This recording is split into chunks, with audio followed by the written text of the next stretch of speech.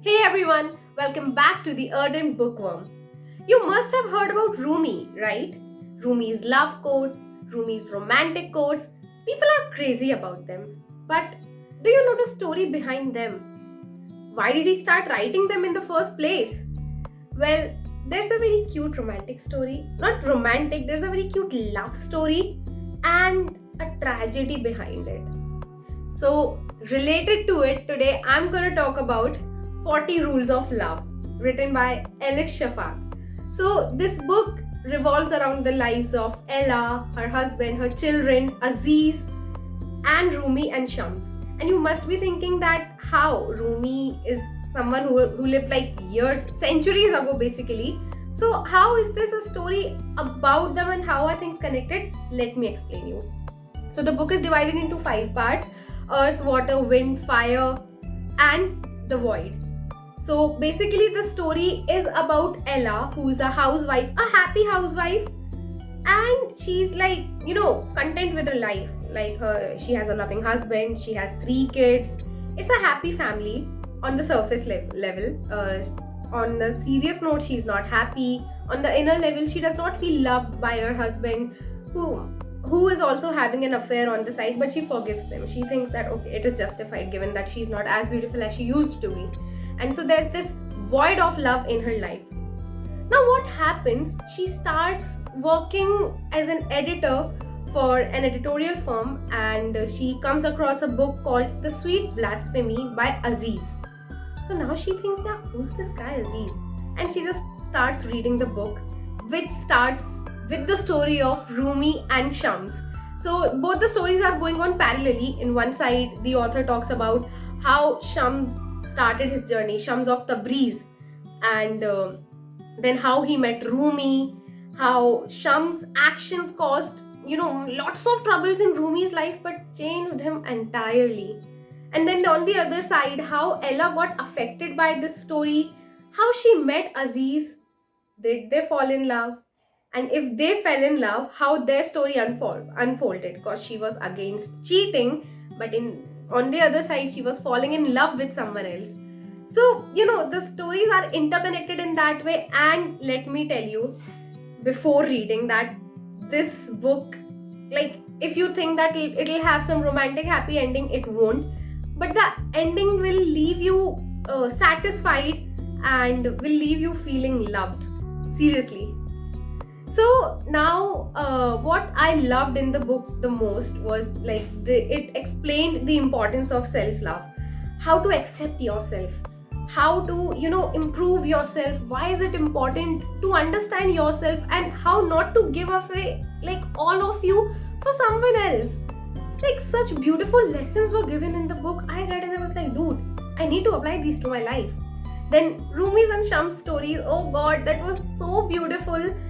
It is not something, lovey-dovey kind of romantic thing you will read. It's more on spiritual love, the devotional love one person has for the other. It is not necessary you have it with your romantic partner. It is not necessary to have it with your husband or wife, or with your boyfriend, girlfriend. It can be with anyone. You can have that faith on anyone, and this is exactly what is explained in the book.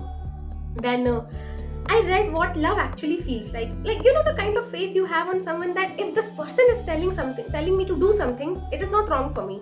Like nowadays, people doubt others' intentions no matter how much we trust them. We have second thoughts that what if there's some selfish motive behind it. But here it explained that what is love and how your beloved won't ever suggest you something wrong, Then and another thing what I read was what love does not feel like, what you should not accept in love, and what we understand as love. We should get away from all those stances that we have. And one of the examples from the book is basically Rumi was a preacher before meeting Shams. He was very famous, and he used to give amazing speeches among the poor, the rich. People used to follow him. People thought that, oh, he will improve our lives. And he stayed away from places like where he stayed away from wine, he stayed away from everywhere like that, so which is not accepted in his religion. When he met Shams, one day Shams told him that you have to go and talk to the people who drink, to the drunkards. So Rumi was like, what? he was quite confused that why would he ask me to do that, and that literally affected Rumi's image like hell. But he did it. He had that faith on Shams that okay, if he's asking me to do it, it must be good for me. And he ended up doing it and learning what he needed to learn about the pain of the people he's dealing with. So basically, before meeting them, he just gave speeches without feeling that what is their pain, what they need to know, and what they are going through. After meeting them, he had a change, that spiritual growth, that okay, now I understand this part.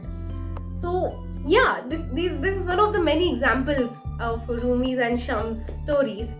Now, what I did not like that much about the book was some places were too lengthy. I mean, too detailed. You don't need to read about every little detail about stuff, right?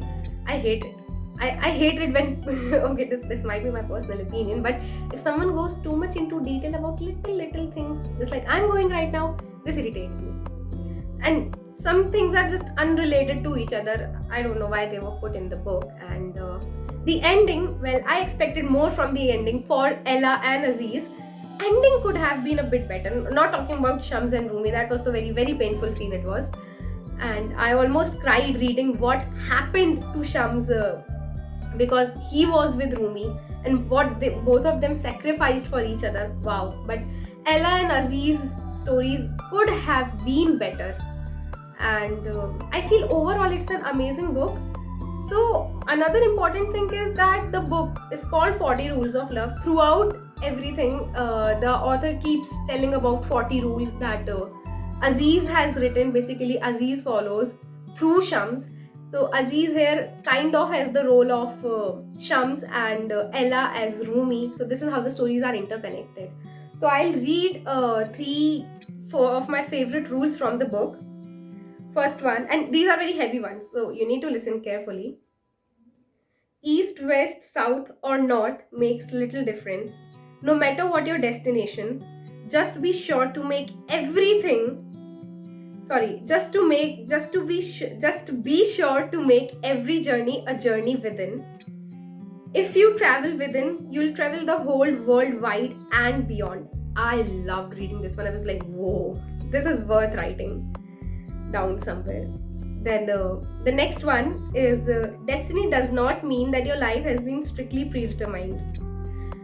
Therefore, to leave everything to fate and your life, therefore to leave everything to fate and to not actively contribute to the music of universe is a sign of sheer ignorance. The music of the universe is all pervading and it is composed on 40 different levels. Your destiny is the level where you play your tune. You might not change your instrument, but how well you play is entirely in your hands. So I've seen many people think that, oh, it's all in destiny's hands. I won't make any efforts. What is explained here is something we all need to learn, I guess. Following your destiny is amazing. Having the faith in universe is amazing, but you cannot just give up and sit, is the point. Then the last quote, and it's also the rule number 40. It says, a life without love is of no account. Don't ask yourself for what kind of love you should seek, spiritual or material, divine or mundane, eastern or western. Divisions only lead to more divisions. Love has no labels, no definitions. It is what it is, pure and simple. Love is the water of life and a lover is a soul of fire. The universe turns differently when fire loves water. Last quote caught me off guard. I was like, wow. And overall, I would say the story is really helpful. It will help you love yourself more. It will help you love your loved ones more, not just romantically, your friends, your family, your partner. So I would really suggest, if you want to know if you want to know more about the devotional and spiritual side of love, and if you want to know what pure love feels like without any expectations, without any superstitious things, you need to read this book. One thing I would like to say that the book may hurt religious sentiments of some people, so you better be careful before reading it, and just do some research because it might hurt you. Apart from that, I loved the book, and it is in my top 3 favorites. So happy reading, and let me know what do you think about the book in the comment section. Thank you.